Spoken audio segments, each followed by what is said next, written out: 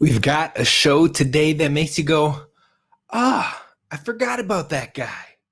Hey, you are Locked On Golden Gophers. No matter what we're going to do here, we're just going to keep rowing. Your daily podcast on the Minnesota Golden Gophers. However it turns out, we're just going to keep rowing. Part of the Locked On Podcast Network. Your team every day. We're just going to keep rowing, and keep rowing.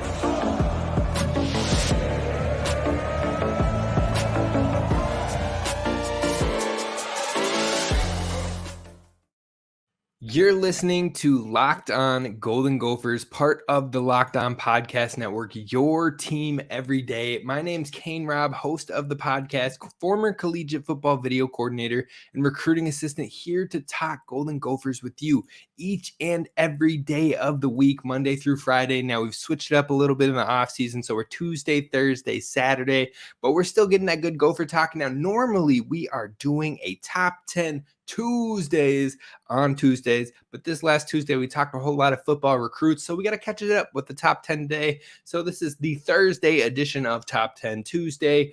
Plus, we have a new commit for the Minnesota Golden Gophers basketball team. We're going to jump into all that, a quick basketball catch-up and more. But thank you for listening. Be sure to subscribe wherever you get the podcast. And subscribe over on YouTube. Join the community. I appreciate the comments. Today's episode is brought to you by Birddogs. Go to birddogs.com/lockedon, and they'll throw in a free custom Birddogs Yeti-style tumbler with every order. Now let's talk about the new hoops commit, because you know what? The Gophers landed a new true freshman commit from overseas. We've got Kristupas Keinys, I think it's actually Keinys. We're going to go Keinys. Kristupas Keinys, an international player from Lithuania. He will be a true freshman at age 19 coming to Minnesota next year. Now, last year he played 26 games in a league over in Lithuania, but that league, it wasn't like the things you see, like what LaMelo Ball went out and played in instead of college, or what Luka Doncic was playing in rather than hit a college experience and whatnot. It was more of almost a college version of sorts, a younger professional development team that he was playing with out there.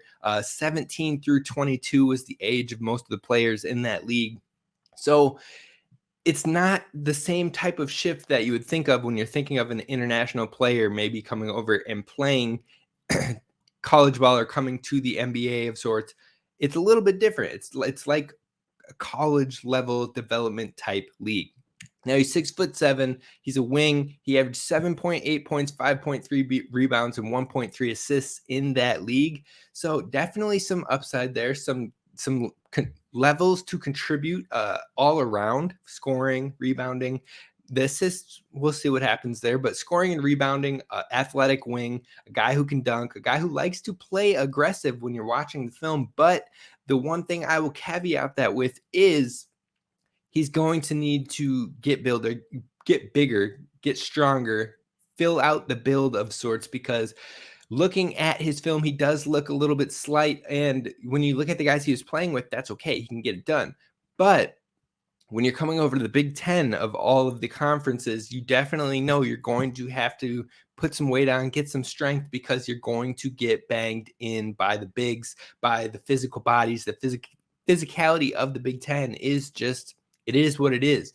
And when you see Pharrell Payne, who is huge for his size as a true freshman coming in and still running into the physicality of it and running into, like, now he held his own, don't get me wrong, but it still was an adjustment for him. Well, it's definitely going to be an adjustment for Kristupas as well. So I think that the likely impact won't be an immediate one for him coming over to the Gophers.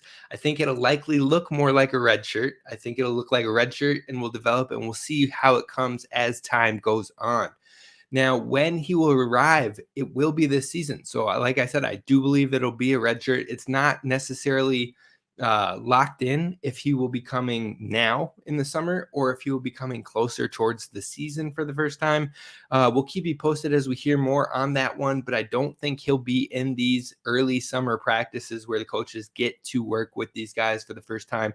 So lots of development will be needed. Lots of adjustment time will be needed. It's going to take a second before we probably see Kristupas on the court in the barn for the Gophers, but it is still a fun addition. We'll see what comes of it. Nice size, and some skills all around that the Gophers could use in due time. Now, it wasn't just that in the Gophers basketball news. We've also got Ben Johnson's first presser, which was made available to the media yesterday. Now, he stressed the returning production, which we talked about on a recent show as well. And then he also talked about instinctiveness. I'm telling you, everything we were saying of why year 2 with these young guys could be big, why next year should be better. Everything we were saying on that show, if you haven't caught it, definitely go check it out. Everything we were saying, he was also stressing. So we're on the right track here, folks. We see where this could and should go. Stress that production coming back, which is huge, and we've talked about it. The instinctiveness, especially of Carrington. He says Carrington looks like a whole new player. He's not thinking about things. He's just getting at it right away. He's gotten stronger. He's impressed with the build and the adjustments that he's taking on.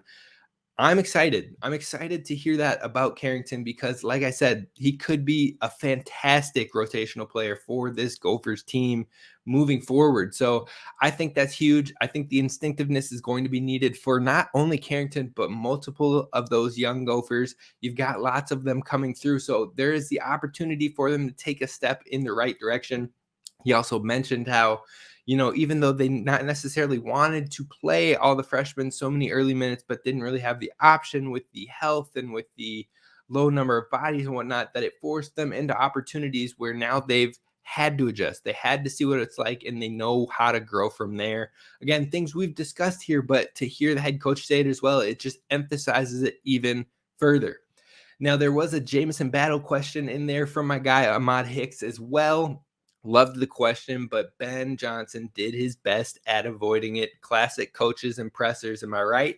But so it was asked, is it a concern with NIL and the fact that we lost a player who went intra-conference due to the money, and is that a concern moving forward and not getting competitive enough with NIL? Something around those lines. It was a great question. Shout out to Ahmad.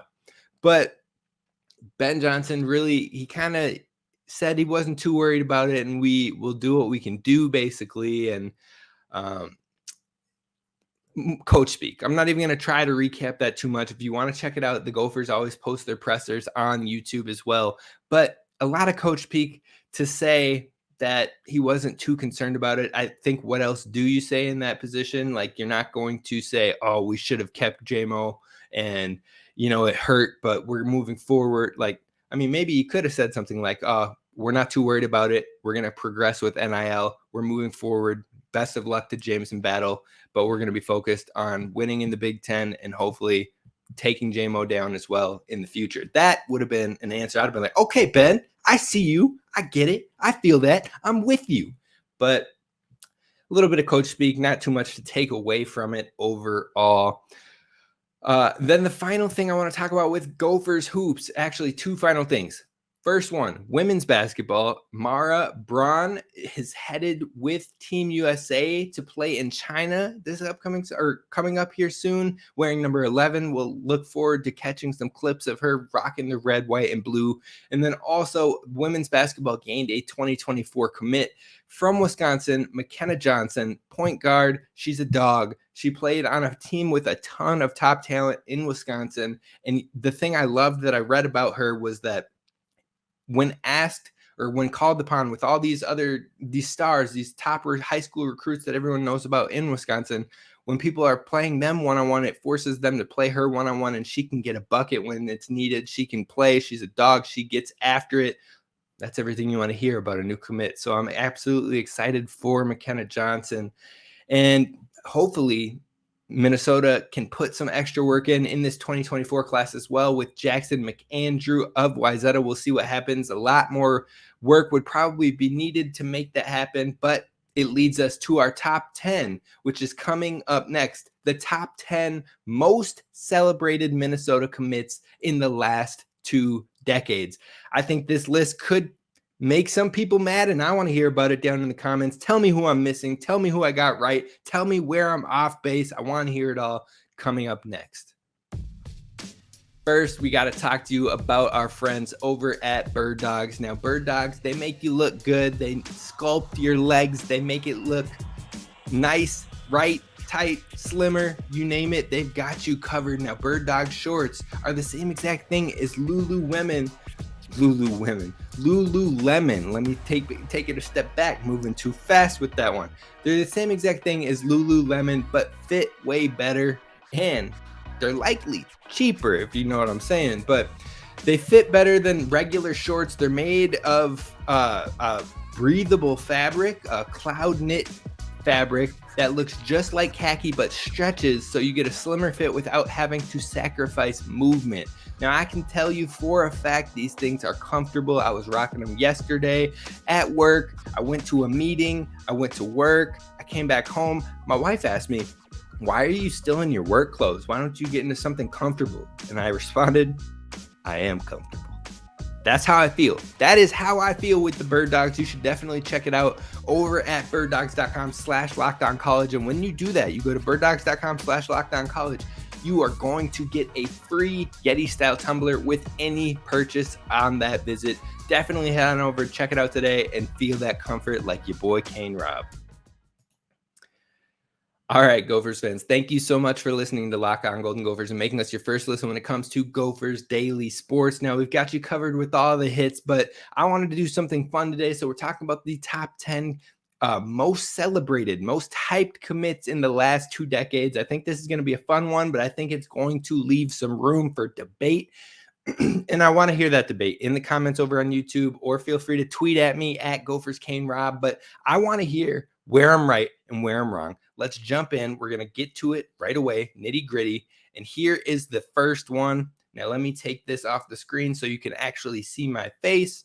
We're moving to the first one of Isaiah Washington. Now, I jumped the gun, so you're going to hear me talk about Isaiah Washington in a second. But let's talk about some of the honorable mentions. Let me back it up real quick. This is live podcasting. Well, not live, but you get what I'm saying. So let's talk about honorable mentions before we talk about our number 10, which you just saw.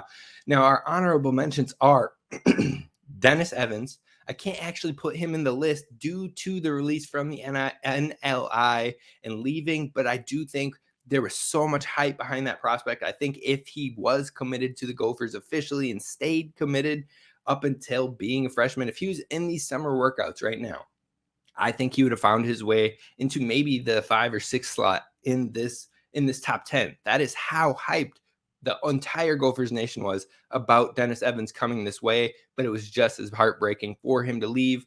I put Darius Taylor in the honorable mentions. People might not have gone as wild for the initial commitment, but when the Gophers fended off him flipping his commitment to Michigan, his hometown school, which offered him late, with a bunch of schools coming in the last final windows trying to get him to flip. He stayed committed. He signed his letter of intent, and now he is working with the Gophers currently. I think that was a big time hype moment for the Gophers. Cole Iserman, a young kid, he still hasn't even come here yet, but he's one of the best talents in hockey, and the hype for this kid has been astounding, and it's likely going to be rightfully so, if we're being honest. He showed the talent with the U.S. national development team. The thing is, he still isn't here, and it's hard to not feel like I'd be jinxing myself if I put him in this list, so we'll give him an honorable mention. Clint Brewster almost made the cut, but he was the highest Gophers recruit at the quarterback position ever. His pops was with the team, but a top-rated QB recruit committing will drive any fan base to have a ton of hype, and that was what happened. But sadly, sadly, this turned into a very short-lived and overhyped occasion, so I just couldn't find myself putting it in there. And then Mara Braun, one of the top women's basketball commits in Gophers history. Would have been a shame not to mention her in her historic class, including Braun, Battle, Heyer, and Holloway. So those are the honorable mentions, but we're diving back into the actual thing, and we're starting off with Isaiah Washington, aka Jelly, as most folks know him. Look, the Patino hype was just taking off because this was one of his bigger commitments. It's coming a year after you just got a top 50 commitment in 2016. Then you come to the 2017 class, and Isaiah Washington, who is in the top 60 in the nation, or top 70 in the nation, commits to the Gophers as a point guard, kid from New York, Mr. New York basketball. And then the fact that it was Jelly who had some hype behind him and had some major hype due to the rise of Instagram and the Instagram era as it was really getting most popular at that time. It was safe to say he was a major talk of the town. Real talk, I was slightly salty about this decision because I have ties to Champlain Park High School. So I wanted Pitino to really go all out for McKinley Wright and Theo Johnson, and so you didn't see that happen. It wasn't Theo Johnson. I'm tripping right now. I'm tripping on names. But Theo and McKinley, I think both of them would have been awesome additions. I think that, in the end, they ended up being the better players in collegiate basketball, but Isaiah Jelly Washington was part of the reason why they didn't go after McKinley, and which in turn led to that duo not coming here. But Jelly was definitely a hyped prospect for the Minnesota Gophers. Now we move on to number 9. And number 9 is none other than Logan Cooley. Now, Logan Cooley flipped his commitment from Notre Dame, which is a Big Ten school for hockey, and he was a top 3 prospect in the nation. People were extremely excited.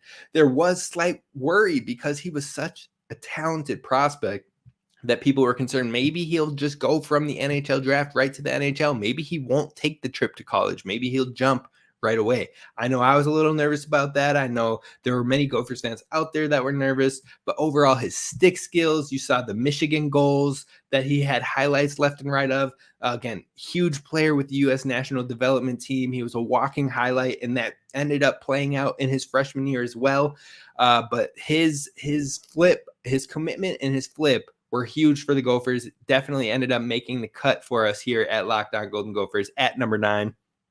Number 8, we bust into the football, and it's Trey Bixby. Now, some people might question me here, but you got to think about this. Fans were raucous when this 4-star number 1 kid in the state made his commitment to stay home. Minnesota hadn't had a number 1 kid in the state stay home since Blaze Andrews in 2017. Now, some have Brevin Spanford as the number 1 kid in 2018 as well. Both of those guys were 3 stars. Now, I'm not saying stars are everything here. What I'm saying is, when you get a 4-star kid from Minnesota, people just lose their minds a little bit extra. And the last 4-star kid to come from Minnesota was prior to even Andrews in 2017. It was prior. I think it was 2 or 3 years prior. It might have been class of 2015.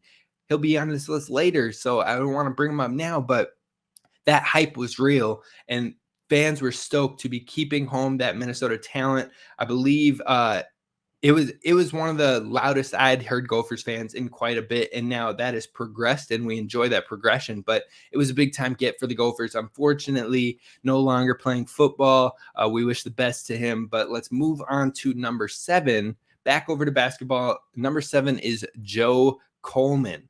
Now, I realize now that my name is blocking, or my face is blocking his name, but I said it for you so you know who we're talking about. Joe Coleman, not just America's heartthrob on The Bachelorette, but he also won over the hearts of Gophers fans in 2011 recruiting class. He was Mr. Basketball, the number 1 player in the state from a legendary Hopkins High School at its peak, in the middle of its peak.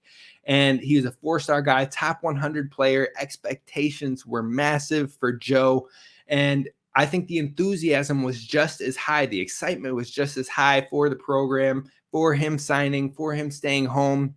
It was a big time addition, and the noise was hyped for Joe Coleman. Now, number 6 is Daniel Oturu, class of 2018. This is coming off of your edition of Amir Coffey. This is coming off of your top 100 edition of Jelly, who we have at number 10. This is coming then off of being the number 2 kid in the state, only behind Trey Jones in his class, staying home. The excitement was high. You can see on the graphic, the stadium was packed. I mean, people were excited by the potential of Coffey, Jelly coming into his own, hopefully in his sophomore year, and then Daniel Oturu coming in and joining the squad. The hype was huge. Coach Pitino was getting a lot of love at the time. We were talking about, this is going to be a tourney team, and they did end up being a tourney team, but there was a lot of excitement in Minnesota during those back-to-back classes where we're pulling a top 100 recruit in each and every one of those seasons. Daniel Oturu is a Gophers legend, ended up being drafted eventually, but I think that he was a massive get for the Gophers. People were extremely ecstatic, and he would have been a shame to not make this list on the top 10, but we're heading over to the top 5. Now, the top 5 has some names I think you might have forgotten about, and we're going to talk about that coming up next. All right, Gophers fans, thank you so much for listening to Locked On Golden Gophers, and I hope you enjoy this most hyped Minnesota commits of the last 2 decades. I want to know your thoughts down below as well. Let me know who I'm missing so far. Let me know who you think is going to be in the top 5, but let's wait no further. Let's get after it. So coming in at number 5, we've got Jeff Jones. Now, if a lot of people might have forgot about this name, Jeff Jones was the top Minnesota football commit ever. Since the recruiting rankings officially started taking place, he was the highest recruit to commit to the Minnesota Golden Gophers. Now, he's from Washburn, Minnesota kid in Minneapolis. Bit of a roller coaster recruitment back and forth as he initially committed, then started questioning his decision, ended up playing in the Under Armour All-America game, ended up, I think, the MVP of that game. He was showing out in practices all week, ended up with the MVP trophy. And you know what? Then the big offers started coming in. You got Florida, you got Michigan, and all of a sudden Gophers fans are like, oh no, we're going to lose this kid. He's gone. Like, oh, I was so excited. Those offers don't end up panning out. They kind of move different directions. He ends up landing with Minnesota, but it never fully hit the expectations. I believe he redshirt a year, and then he didn't play for his second season, even though there was still hype in 2015 heading into that season that he could be the next man up after Cobb had just left, I believe. And then all of a sudden, it didn't work out. He ends up going to a JUCO, and the rest is history. But the hype was real. The excitement was there. One of the best, actually the highest rated recruit for Minnesota football. Would be a shame not to put him on here, but we move over to number 4, and that is Amir Coffey. Now, Amir Coffey is my guy, one of my favorite Gophers of all time. And at the time, he was the biggest in-state recruit staying home in quite some time. In fact, since 2009. And he was the highest recruit commit we had seen since Royce White. He was a top 50 player in the nation. His father was a legend for the school. There were family ties there. As you can imagine, the excitement was through the roof. In fact, he probably maybe could have squeaked his way into the top 3. But I think these top 3 guys in front of him, they just got it done a little bit more when it came to hype, not necessarily what they did with the university. Definitely not what they did with the university, but the hype coming in. But the hype for Amir Coffey was major. Again, one of the first huge recruits for Rick Pitino Jr. in his time here. Amir Coffey, Gophers legend, and still in the NBA. Now we move on to the top 3, and number 3 is one of the highest football commit on this list for me. Carter Coughlin, top 100 player in the nation, high 4-star guy at Eden Prairie, which was a major football powerhouse at its time. So his name was definitely all over the state when it came to high school football.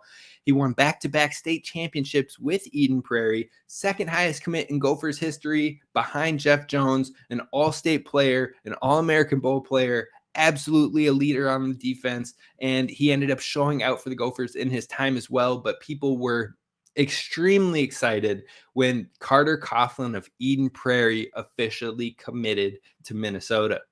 Now we move into the top 2, and number 2 is Royce White. Now I debated having Royce White at number 1.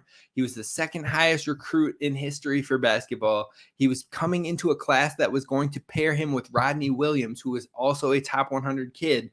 And the Minnesota fans were the most pumped that I can remember about Gophers Hoops in quite some time heading into that season, knowing that we had those 2 commits at least for a minute. And then he was a 5-star player, a top 30 player, ties to 2 of the biggest high schools in his career, once at De La Salle and won a state championship, then once at Hopkins and won a state championship with a perfect season.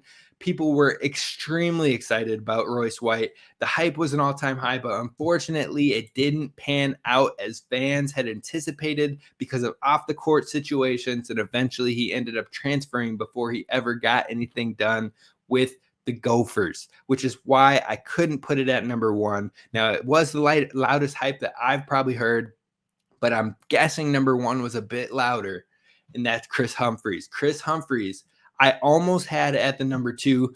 He was the highest Minnesota commitment that they have had all time with basketball since the services have begun.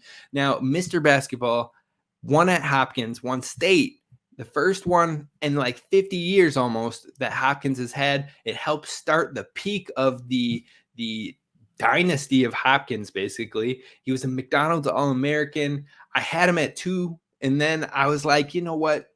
His hype was probably higher than what I can remember, but I was only like 7 or 8 when he was coming through. So I'm not trying to age myself here, but he committed, and I can't fully quantify what the local hype was, but I can only imagine, especially when I read that he was one of the 10 finalists for the 2003 Naismith Prep Player of the Year award, averaging a double-double in his final 3 seasons, 25.7 points, 11.4 rebounds, and 5 assists as a senior. I read that. I thought about it a little bit, and I was like, look, that tells you that this hype was absolutely going bananas. He went on to do great things with the Gophers, and I couldn't not have him number 1. So that's the list. Where did I go wrong? What are your thoughts? Let me know, but that's going to be our show here at Locked On Golden Gophers today. I hope you enjoyed it. I'm going to keep you posted. We've got another show coming up this Saturday, so do not miss out on that one. Be sure to subscribe over on YouTube. This is a show where we always continue to row through the good times and the bad, and we are going to dive in deep on Saturday. I hope to see you there. Row the boat, Sky Yuma, go Gophers, and don't forget to subscribe.